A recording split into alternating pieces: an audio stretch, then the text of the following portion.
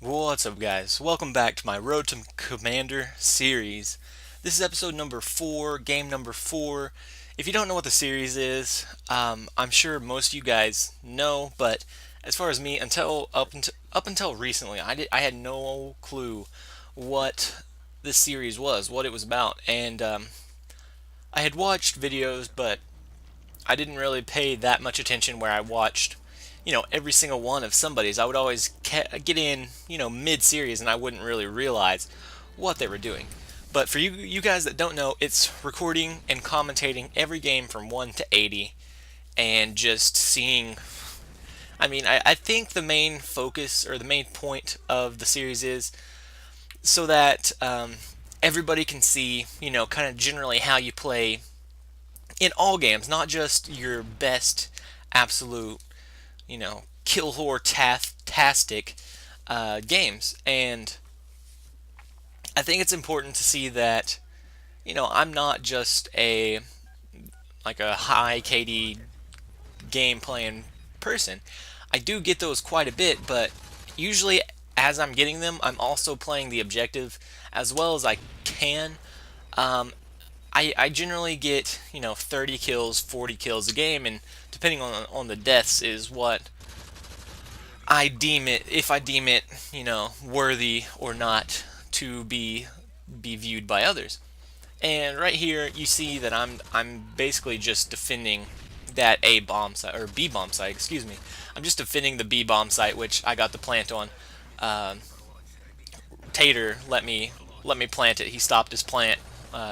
He started to, and then he saw I was over there. He let me plant it for, I guess, for the extra XP since I had just prestige. I don't know, but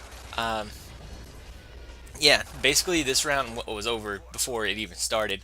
Me and him both jumped in. Someone planted at A. I planted at B.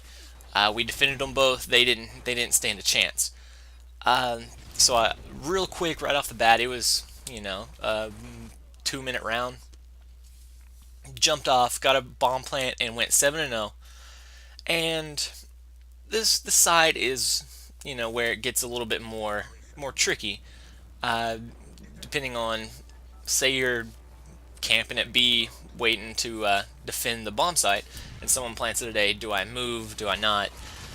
Demolition's kind of a mystery to me. I don't have a set technique for demolition. I kind of just go and mess stuff up. I kind of just go to where I think the spawn is and just kind of try and create havoc. I mean, when it comes down to it, if it's one bomb site, then yeah, I'll double back and I'll defend hard on B bomb site. But if there's not a lot of traffic, I do tend to, I don't know, I get bored, I guess you could say, of nobody coming, and then I go to the spawn, and it seems like every time I decide, hey, I can go to the spawn, it's clear that everyone on the other team decides, yes, he's gone, let's go, we're getting this plant off, and they usually do, and then I screwed myself over.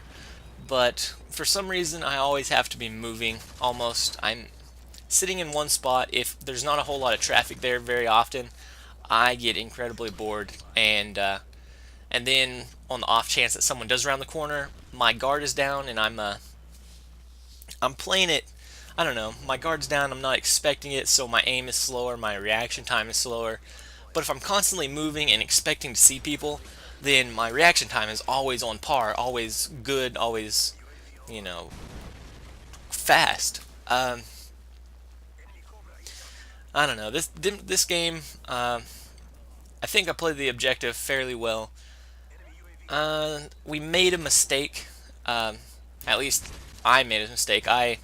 You'll see as it comes. It'll be up here in a minute, but I'll address that then. And this is what I was talking about. Whenever I die and they have a helicopter in the air, I usually switch over to the Stinger, depending on if I notice it or not. I'll switch over to my Stinger class, take it down right away. This time, there was a little bit of a reasoning that I wanted to take it down. Like at the start of the round, I had my helicopter, and instead of being able to call it in, one of my teammates got a chopper called in before I could manage to call mine in. So I waited for his to go away, and then as soon as his went away, the enemy called one in. So I was like, you know what, this I can do something about and get mine in the air. So I kind of rushed out. I died. I switched to my Stinger class, took care of their air support, and immediately called mine in. Which, especially after the first one, you would think that someone on their team would eventually get tired of the helicopters always in the air and actually go and take one down. But that's definitely not the case for this game. I don't. Yeah, they're all through the first time through 80, and one guy's in his third time through 80. They're generally at lower levels, so I don't know. Mosh Pit seems to be a max. Wow, if I can talk to you guys, it seems to be a kind of a mashup of different skill levels. You'll usually either run into people that are just completely terror bad, just completely bad, or you run into a team that's full of people that know what they're doing and they're just kind of running stuff. And you generally don't have much in between.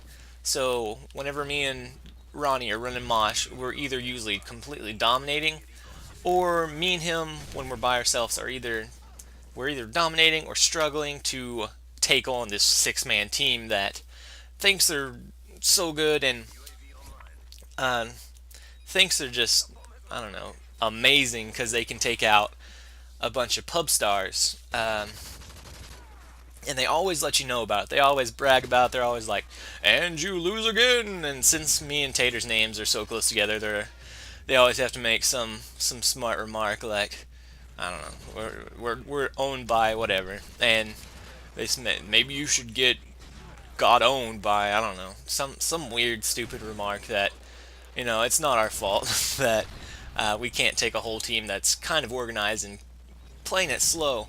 And right here, this is the mistake I was talking about. The enemy blew up A bomb site and they got it planted at B. One, we had teammates around B, so I didn't think it should get planted. Um, and two, we had 4, 5, or 6 guys that were just right there at the B bomb site, and nobody on the enemy team was there.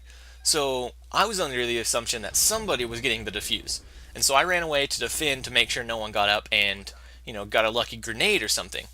Well, somebody didn't defuse it, and we lost the round. So I don't know who to blame that one on. I'll go ahead and I guess I'll take the blame for that one. I didn't check the bomb site. I just saw 3 guys right at the bomb site and just assumed one would defuse it, but that was definitely not the case. Anyways, I don't know how the competitive scene is. The competitive scene seems, whenever I'm watching the pro circuit and stuff on MLG, it seems that the respect for each other is really high. Everyone during the game, they'll of course they're wanting to win and they're gonna kind of trash talk a little bit, but after the game, their respect is there and their respect is high. Well, I don't understand why pub matches has to turn into my dick is bigger than yours competition, and one guy they win a round. They're like, oh, this is blah, blah, you're just blah, just throwing out insults that you're garbage because we won a round, and then most of the time, unless they're really good, they usually leave after they win that one round, and me and Ronnie usually don't get a chance to redeem ourselves. And if we do and we win, then they leave and they kind of shut up. I mean, I don't see the point in all that. I usually don't even plug my mic in nowadays. I don't ever run with a full squad. At most, it's me, Ronnie, and maybe one other person. But for the most part, it's just me, and I don't even plug my mic in to talk to those guys. I don't know why, but it always gets to me, and it always gets to a frustrating point where it just makes the game just completely terrible for me. Like I get on and I get so mad that these kids are thinking they're so good and thinking that I'm so trash, and I want to show them so bad that I'm good and I'm not complete trash, and then I try too hard and I fail at aiming because I'm like, yes, I'm gonna jump around the corner and blah, and then I fail at it, and they're like, ha ha, you are a scrub and you'll always be a scrub, go break your disc, and I don't understand it. I don't. This Road to Commander episode, the I believe 4, has been a mashup of a whole bunch of different ideas and thoughts, and my brain hasn't been in one spot. I apologize. I don't know what I'm supposed to talk about, so I'm just talking about what I think about during these games. Anyways, guys, remember to comment, rate, and subscribe. I hope you enjoy this series because there's a there's a lot more to come. So I hope they're good. Remember to let me know what you think. Later, guys.